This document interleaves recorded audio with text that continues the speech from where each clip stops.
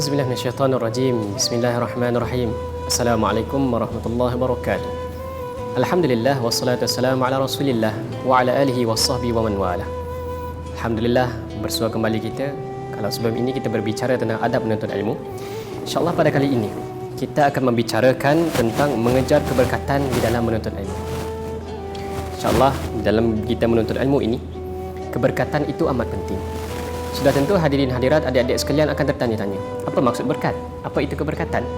Keberkatan kalau boleh kita tafsirkan, menurut Ibnu Manzur menyebutkan bahawa makna keberkatan ini dalam kitab Lisanul Arab menyebutkan bahawa secara ilmu bahasa al-barakah, yakni memberi makna berkembang, bertambah dan juga memberi makna kebahagiaan. Nah, ini maksud yang disampaikan oleh Ibnu Manzur tentang apa maksud keberkatan. Menurut Imam An-Nawawi pula, Imam An-Nawawi rahimahullah menjelaskan asal makna keberkatan ini ialah kebaikan yang banyak dan juga kebaikan yang abadi. Dalam kitabnya Syarah Sahih Muslim, Imam Nawawi menyebutkan keberkatan itu adalah kebaikan yang banyak dan juga kebaikan yang abadi. Itu yang kedua. Yang ketiga pula, barakah ini memberi makna tetapnya sesuatu dan boleh juga bermakna bertambah ataupun berkembangnya sesuatu. Itu makna tentang keberkatan yang ketiga. Jadi makna keberkatan yang ketiga ini memberi makna tetapnya sesuatu dan juga boleh memberi makna bertambah dan juga berkembang. Bertambah dan juga berkembang. Itu maksud berkat. Adapun perkataan tabrik adalah bermaksud mendoakan seseorang agar mendapatkan keberkatan, dan juga sedangkan tabarruk ialah istilah untuk mengambil keberkatan ataupun dengan istilah mengambil barakah. Jadi ini antara makna-makna yang boleh kita ambil apa itu keberkatan. Jadi mengapa perlu kita mengejar keberkatan di dalam menuntut ilmu? Kerana di dalam kita menuntut ilmu, kita tak nak melahirkan hanya semata-mata ilmuwan yang tinggi ilmunya, ilmuwan yang CGPA-nya hebat, ilmuwan yang banyak mengumpul harta, ilmuwan yang banyak menghasilkan publication dan sebagainya. Tetapi kita nakkan dengan ilmuwan itu di dalam dia menuntut ilmu, dia banyak mendapat keberkatan daripada Allah Subhanahu Wa Taala. Kerana dengan keberkatan, walaupun hasil kita sedikit, tetapi ia memberi kebahagiaan kepada kita. Sebagaimana definisi yang awal tadi kita sebutkan bahawa keberkatan itu memberi makna bertambah, banyak, berkembang dan sebagainya. Walaupun hasil sedikit, walaupun rezeki kita sedikit, gaji kita kecil dan sebagainya, tetapi dengan berkat itu kita rasa cukup. Dengan keberkatan itu, ilmu yang kita dapat itu walaupun sedikit tetapi memberi manfaat. Itulah fungsi berkat di dalam menuntut ilmu. Sebab itulah perlu bagi kita untuk mendapat keberkatan di dalam ilmu, kita kena kenal kelebihan dan juga fadilat di dalam menuntut ilmu ini. Kerana firman Allah Subhanahu Wa Taala di dalam surah Al-Mujadalah ayat 11, a'udzubillahi minasyaitonirrajim, yarfa'illahu allazina amanu minkum wallazina utul ilma darajat. Diangkat oleh Allah orang yang beriman itu daripada kamu, dan orang-orang yang diberi ilmu dengan beberapa tingkat, yakni beberapa darjat. Kerana orang yang berilmu ini diangkat oleh Allah SWT beberapa darjat berbanding dengan orang yang tidak berilmu. Dengan keberkatan yang kita dapat daripada menuntut ilmu ini, makanya kita akan diangkat darjat orang yang berilmu ini berbanding dengan orang yang lain. Ini dinyatakan di dalam surah Al-Mujadalah ayat yang ke-11. Di dalam surah Az-Zumar pula Allah SWT berfirman, "Qul hal yastawil ladzina ya'lamuna wal ladzina la ya'lamun." Allah mengingatkan kepada kita, adakah sama orang-orang yang mengetahui dengan orang yang tidak mengetahui? Surah Az-Zumar ayat yang ke-9. Kita boleh nampak perbezaan mereka yang apabila ada ilmu dengan mereka yang tidak ada ilmu. Mungkin dalam bidang kesihatan sebagai contoh, mungkin dalam bidang audio sebagai contoh, dalam bidang pengacaraan, dalam bidang apa sekalipun, walaupun bukan dalam bidang agama, adalah dalam bidang-bidang lain pun kita boleh nampak yang mana yang mahir dengan yang mana yang tidak mahir. Nak menunjukkan bahawa ada bezanya mereka yang mahir dengan yang tidak mahir, dengan mereka yang tidak berilmu. Rasulullah SAW bersabda, "May yuridillahu bihi khairan yufaqihu fid din." Sesiapa yang Allah kehendakkan kebaikan kepadanya, Allah akan berikan kepadanya kefahaman agama. Hadis riwayat Bukhari dan Muslim. Dalam hadis ini menyebutkan bahawa Rasulullah SAW bersabda, kebaikan yang kita lakukan itu jika Allah berkehendakkan kepada kita untuk melakukan kebaikan, sebenarnya Allah berkehendakkan kepada kita untuk faham di dalam agama. Maknanya kita hadir dalam majlis ilmu, kita hadir kelas-kelas kuliah di dalam pelbagai bidang dan sebagainya, itu adalah sebagai untuk Allah memberi kefahaman agama kepada kita. Maknanya dalam kita belajar tentang sains, dalam kita belajar tentang biologi, dalam kita belajar tentang pertanian dan sebagainya, kita mesti faham bahawa pentingnya agama di dalam kehidupan kita. Dengan kita belajar perkara tersebut, Allah akan memberi kita kefahaman di dalam agama. Hadis riwayat Bukhari dan juga Muslim. Adik-adik serta hadirin hadirat yang dikasihi sekalian, Baginda bersabda lagi tentang bagaimana kedudukan orang yang berilmu dengan orang yang tidak berilmu. Yang bermaksud dalam hadis riwayat Tirmizi. Hadis riwayat Tirmizi ni, Imam Tirmizi adalah seorang imam yang berasal daripada Tirmiz, walaupun bukan orang Arab, tetapi mereka ini menjaga dan pun amat sayang kepada hadis Rasulullah SAW. Yang bermaksud keutamaan seorang alim dari seorang abid, yakni ahli ibadah yang sentiasa beribadah, seperti keutamaanku dari orang yang paling rendah di antara kalian. Kemudian baginda melanjutkan sabdanya, sesungguhnya Allah, malaikat serta penduduk langit dan bumi, bahkan semut yang ada di dalam sarangnya sampailah ke ikan paus, mereka akan mendoakan untuk orang yang mengajarkan kebaikan kepada manusia. Bukan sahaja menuntut ilmu tetapi juga mereka yang mengajarkan ilmu, mengajarkan kebaikan, sehingga kan malaikat, penduduk langit dan bumi yang tidak terhitung jumlahnya ini, bukan saja bumi ini dihuni oleh manusia, haiwan, tumbuhan, tapi ada juga jin-jin, ada juga malaikat dan sebagainya, akan bahkan semut yang berada di dalam sarangnya, sampaikan ikan di lautan pun akan mendoakan kepada kita yang melakukan kebaikan, yang mengajarkan kebaikan, yang menyebarkan ilmu. Bahkan semut pun kita, kalau kita main Facebook, kita Instagram dan sebagainya, kita komen post selebriti yang kita minat, apabila mereka reply, bahkan tak reply pun, dia like pun, komen kita, itu pun kita dah rasa bangga, kita dah rasa hebat, kita dah rasa seronok. Tapi bayangkan dengan semut ini, walaupun kita tak pernah pun berkomunikasi dengan semut, kita tak pernah pun nak bersapa dengan semut, kita tak pernah pun bercakap dengan ikan paus dan sebagainya, tetapi mereka mendoakan kepada kita dalam keadaan kita menyebarkan ilmu. Ini hebatnya kedudukan mereka yang mengajarkan kebaikan, mereka yang menuntut ilmu. Hadis ini dirakamkan dalam hadis riwayat Tirmizi.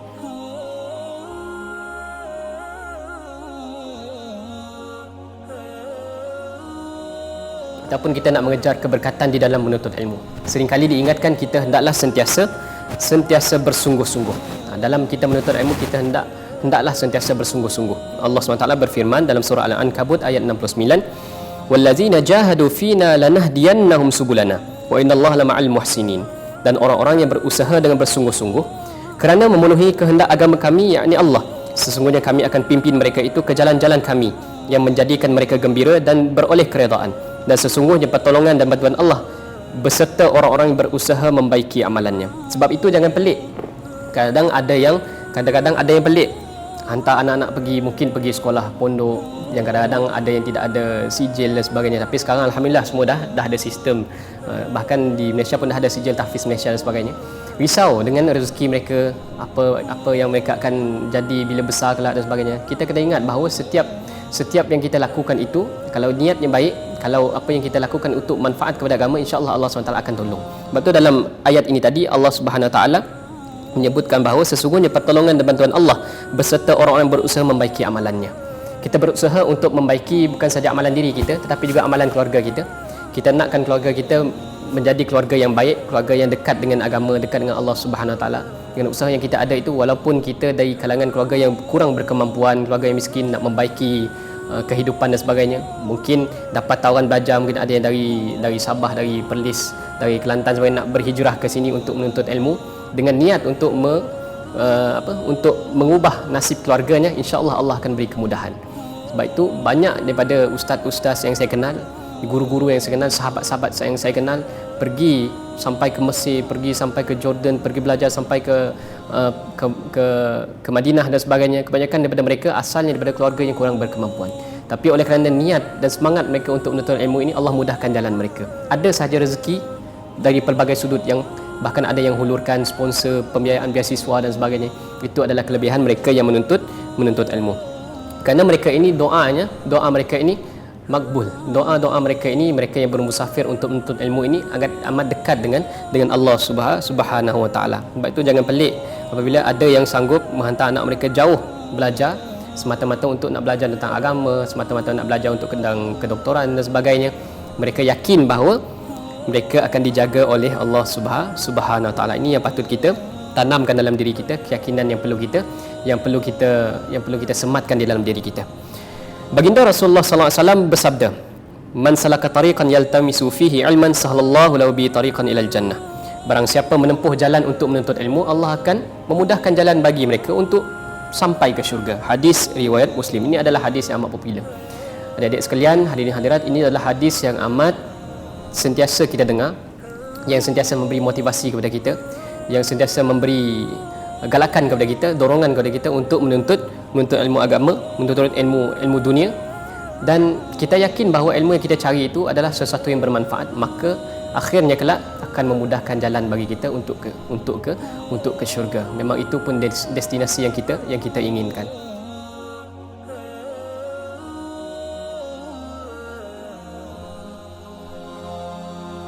Kita nak hidup, kita perlukan ilmu. Jadi perlulah bagi kita untuk menempuh jalan ilmu itu bersusah payah. Ada yang datang dari jauh, ada yang datang dengan berjalan kaki, ada yang guna basikal, ada yang berlari dan sebagainya. Dengan niat untuk menuntut ilmu, maka Allah akan melihat kesusahan itu dan Allah akan ganti kesusahannya kelak dengan kebaikannya. Apa kebaikannya? Allah akan membalas syurga kepada mereka yang bersusah-susah di dalam untuk mencari ilmu. Tapi kena perhatikan juga ilmu yang kita nak belajar itu ilmu yang baik ataupun ilmu tidak baik. Kalaulah bersusah payah untuk mendapat ilmu mencuri, itu sesuatu yang salah. Itu bukanlah sesuatu yang memberi manfaat. Jadi perlu kita faham tentang syariat. Jadi dengan syariat itu tadi yang saya sentuh pada di dalam topik adab menuntut ilmu itu, perlulah untuk kita faham sebelum menuntut ilmu itu, faham dengan ilmu syariat. Ilmu mana yang memberi mudarat, ilmu mana yang memberi manfaat, supaya kita tidak tertipu dengan diri kita sendiri di dalam kita menuntut ilmu. Baginda Rasulullah sallallahu alaihi wasallam juga bersabda, "Talabul ilm fariidatun ala kulli muslim." Menuntut ilmu adalah kewajipan bagi setiap individu muslim. Hadis riwayat Ibnu Majah. Jadi wajib bagi kita untuk menuntut ilmu. Yang dinyatakan oleh para alim ulama, ilmu yang dikatakan wajib ini adalah ilmu agama. Sebab dengan agama dapat memandu kita, dapat menjadi nakhoda kepada kita di dalam kita nak menempuh kehidupan ini. Dengan agama kita tahu jalan macam mana nak menempuh dalam pelbagai bidang. Ada yang bidang sains ada batas-batasnya, dalam bidang sukan ada batas-batasnya, dalam bidang pekerjaan juga ada batas-batasnya yang perlu kita pelajari dan yang perlu kita ambil berat. Jadi menuntut ilmu adalah kewajipan bagi umat Islam. Menuntut ilmu di sini dinyatakan ulama adalah ilmu tentang agama. Belajarlah kamu semua dan mengajarlah kamu semua dan hormatilah guru-gurumu, serta berlaku baiklah terhadap orang yang mengajarkanmu. Hadis riwayat Tabarani. Hadis riwayat Tabarani ini mengajak kepada kita untuk belajar.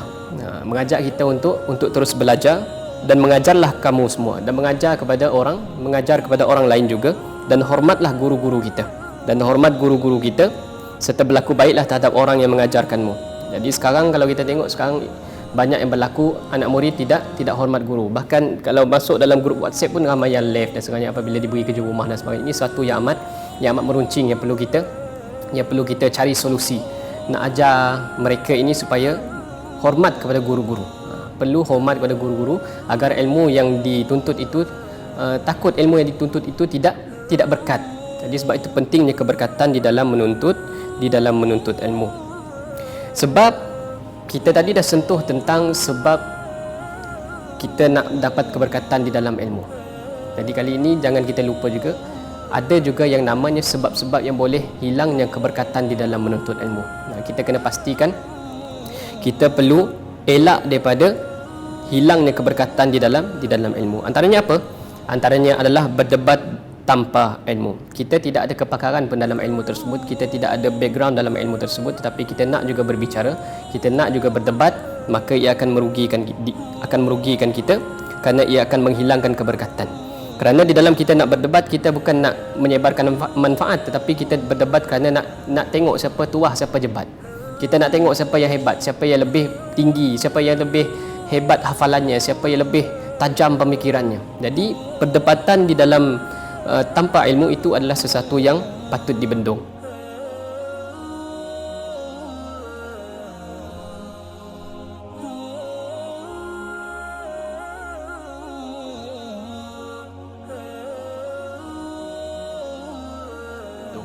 Sebab kalau ilmu-ilmu tertentu, berilah kepada yang pakar, berilah kepada spesialis.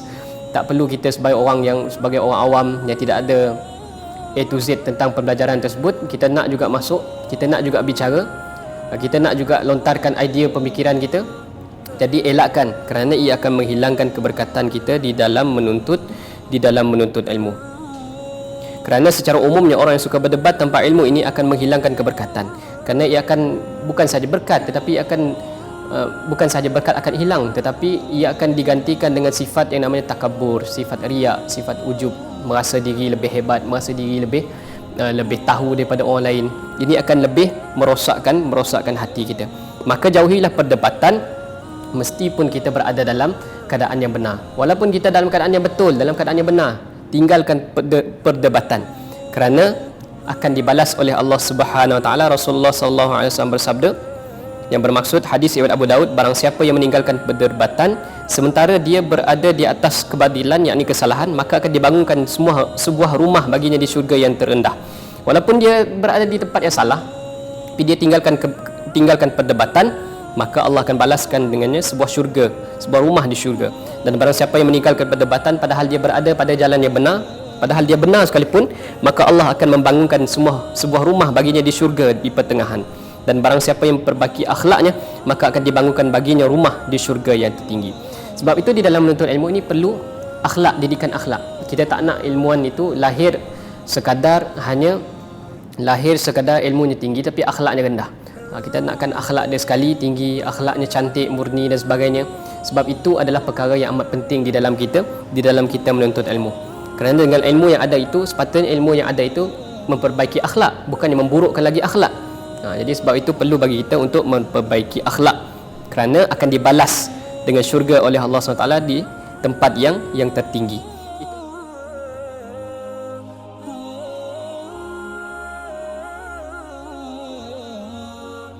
Itu yang pertama tadi. Yang pertama tadi adalah berdebat tanpa ilmu. Yang kedua pula, perkara yang boleh menyebabkan ilmu tidak berkat adalah niat yang salah. Kerana apabila niat semata-mata untuk mencari kemewahan, niat nak dapatkan nak menuntut ilmu itu semata-mata untuk mendapatkan harta, untuk mendapatkan pujian dan sebagainya, itu akan menyebabkan ilmu jadi tidak berkat. Bagaimana dinyatakan oleh saya pada adab menuntut ilmu yang lalu, dan dia menyebutkan bahawa niat itu hendaklah ikhlas semata-mata kerana Allah SWT di dalam kita menuntut ilmu. Itu yang kedua. Yang ketiga pula adalah dosa. Yang ketiga adalah dosa. Apabila kita melakukan dosa, maka keberkatan daripada ilmu itu akan ditarik oleh Allah Subhanahu Wa Taala. Ada seorang sahabat An-Nawas bin Saman radhiyallahu anhu berkata, aku bertanya kepada Rasulullah SAW tentang kebaikan dan dosa. Maka baginda menjawab, kebaikan adalah akhlak yang baik dan dosa adalah sesuatu yang membuat bimbang, gelisah hatimu dan kamu tidak suka jika dilihat ataupun diketahui oleh manusia. Maknanya dosa itu akan menyebabkan hati kita tidak tenang. Dosa akan menyebabkan hati kita gusar, hati kita gelisah dengan apa yang kita lakukan. Sebab itu penting bagi kita untuk mengelakkan diri kita daripada melakukan dosa. Kerana dosa itu akan lebih menyebabkan diri kita lalai daripada mengingati Allah Subhanahu Wa Taala. Pernah ada suatu kisah Imam Asy-Syafi'i. Imam Syafi'i dia seorang yang rapat dengan gurunya. Dia sentiasa rapat dengan gurunya. Pernah suatu ketika Imam Syafi'i mengadu kepada gurunya Waqi'. Dia mengadu tentang lemahnya hafalan Imam Asy-Syafi'i. Lalu apabila diadu kepada gurunya, lalu apa jawab gurunya? Di dalam satu kisah ini menyebutkan bahawa gurunya menjawab, ilmu itu adalah cahaya dan cahaya Allah tidak akan mungkin diberikan pada ahli maksiat. Walhal Imam Asy-Syafi'i ini kita sedia maklum, beliau adalah seorang yang amat hebat ilmunya. Hafaz Al-Quran ketika umur 7 tahun dan menghafaz kitab Al-Muwatta' dan sebagainya ketika usia 10 tahun. 15 tahun beliau sudah berfatwa. Jadi apabila diselidiki apa yang berlaku pada dirinya, rupa-rupanya Imam Asy-Syafi'i pernah suatu ketika menaiki satu macam tunggangan kuda, mungkin pada sekarang mungkin bas ataupun Grab dan sebagainya. Dan suatu ketika menumpang dengan salah seorang wanita dan tiba-tiba terselaklah kain wanita itu, terlihatlah Imam Asy-Syafi'i betis wanita tersebut. Maka ketika itulah barulah Imam Asy-Syafi'i baru dia ingat inilah dosa yang dia telah lakukan, menyebabkan hafalannya jadi lemah dan menyebabkan dia rasa gelisah dan tidak ketentuan atas apa dosa yang dia lakukan. Barulah dia faham apa yang disampaikan oleh waqi' gurunya yang amat mulia tersebut. Bahkan dengan dosa juga rezeki kita boleh terhalang. Sebagaimana Rasulullah sallallahu alaihi wasallam bersabda yang bermaksud sesungguhnya seseorang akan terhalang dari rezekinya disebabkan dosa apa yang dia buatkan. Baik itu apabila hilang keberkatan, bukan sahaja dalam ilmu dan rezeki sebagai contoh, walaupun income bulanannya puluhan ribu, tapi oleh kerana banyak dosa yang dilakukan, duit itu digunakan untuk berfoya-foya, duit itu digunakan untuk bermaksiat, duit itu diperoleh daripada sumber yang tidak halal, sumber yang haram dan sebagainya, puluhan ribu sekalipun ia tidak akan mencukupi bagi dirinya. Sebab itu apabila keberkatan hilang, maka iman kita tidak akan berkembang, iman kita tidak akan berfungsi dengan baik. Sebab itu perlu untuk kita pastikan bahawa diri kita, elakkan diri kita daripada melakukan dosa. Adik-adik, sahabat yang dikasihi, hadirin hadirat yang dikasihi oleh Allah Subhanahu Wa Taala sekalian. Jadi ini adalah antara sebab-sebab yang boleh kita pastikan diri kita elakkan daripada melakukan dosa-dosa ini, dan mudah-mudahan dapat kita pastikan ilmu yang kita tuntut itu adalah ilmu yang berkat, ilmu yang diredai oleh Allah Subhanahu Wa Taala. Jadi bagaimana kita nak tahu ilmu tersebut redha yang diredai oleh Allah Subhanahu Wa Taala? Yang mudah yang boleh kita ambil sebagai contoh, kalaulah ilmu itu berkat, ia akan lebih mengajak diri kita, memujuk diri kita untuk melakukan kebaikan. Itu satu. Semakin berkat ilmu yang kita tuntut itu, semakin banyak manfaat yang boleh kita buat. Itu yang boleh kita ambil sebagai indikator bahawa ilmu itu berkat. Dan juga apabila ilmu itu berkat, kemahiran kebaikan yang kita lakukan itu akan lebih berkembang, dan orang sekeliling kita akan lebih suka kepada kita. Orang sekeliling kita akan lebih gemar untuk rapat dengan kita, dan kita akan dikelilingi oleh orang-orang yang soleh. Sebagaimana yang disebutkan oleh Sunan Bonang, salah seorang wali songo, menyebutkan bahawa antara ubat kepada hati, kerana hati ini perlu diubati juga, antara obat hati antaranya adalah berdampingan dengan orang-orang soleh. Jadi kita nakkan hati kita bersih, kita nakkan hati kita sentiasa melakukan kebaikan, sentiasa bersangka baik, sentiasa mengamalkan sikap ataupun sifat mahmudah. Hendaklah kita sentiasa berdampingan dengan orang-orang soleh. Jadi bagaimana kita nak berdampingan dengan orang soleh? Mudah saja, kita boleh pergi ke masjid, pergi ke majlis ilmu, pergi ke majlis agama, pergi ke majlis-majlis qasidah dan sebagainya. Ini adalah tempat berkumpulnya orang-orang soleh, dan tidak mungkin orang-orang soleh ini akan berkumpul di gelap malam, dan tidak mungkin orang soleh ini berkumpul di tempat-tempat maksiat. Jadi pilihlah sahabat yang baik, pilihlah sahabat ataupun environment bi'ah solehah, bi'ah suasana yang baik. Mudah-mudahan diri kita akan lebih terdorong untuk melakukan kebaikan. Jadi adik-adik yang dikasihi sekalian, apabila kita di dalam bergaul dengan sahabat-sahabat, pilihlah sahabat-sahabat yang baik, sahabat-sahabat yang bila bangun subuhnya yang sentiasa mengajak berjemaah, yang sentiasa mengajak kepada bangun malam. Bangun malam bukan nak main Mobile Legend, bukan nak main PUBG, tapi bangun malam tu nak bertahajud, nak mengaji dan sebagainya. Itu adalah sahabat-sahabat yang baik, boleh kita berdampingan dengan mereka dan boleh menjadi saksi apa yang telah kita amalkan di atas dunia ini. Jadi sebagai akhirnya adik-adik sekalian, gunakanlah ruang masa yang ada ini, kehidupan ini, dengan menuntut ilmu, dengan kita mengambil keberkatan daripada ilmu. Hormatlah guru, hormatlah pensyarah, hormatlah orang yang lebih tua daripada kita, terutamanya ibu bapa kita, kerana mereka inilah yang banyak berkorban kepada kita, dan tidak lain tidak bukan sebagai mengajar kepada kita untuk menjadi seorang manusia yang berguna, mengajar kepada kita untuk menjadi manusia yang memberi manfaat kepada orang lain. Dan di usia muda inilah kita perlu bersungguh-sungguh di dalam menuntut ilmu, kerana apabila usia kita makin meningkat, kita akan banyak sibuk dengan urusan lain. Mungkin kita akan jarang untuk buka buku, untuk belajar, untuk nadah kitab, menuntut ilmu dan sebagainya. Jadi gunakanlah masa muda ini dengan sebaiknya. Rapatkanlah diri adik-adik di masjid, rapatkanlah diri adik-adik dengan guru, ambil ilmu. Walaupun guru kita tu bukan beragama Islam, tapi hormatlah mereka sebagaimana kita hormat kepada kedua orang tua kita, kerana dengan mereka kita mampu dapat ilmu yang berkat, ilmu yang berguna, ilmu yang boleh memberi kebaikan kepada diri kita. Jadi sebagai akhirnya, yang baik itu daripada Allah SWT, yang buruk itu disandarkan di atas kelemahan saya sebagai manusia. Terima kasih atas perhatian adik-adik, hadirin hadirat sekalian. InsyaAllah mudah-mudahan kita akan bersua di Unimas insyaAllah.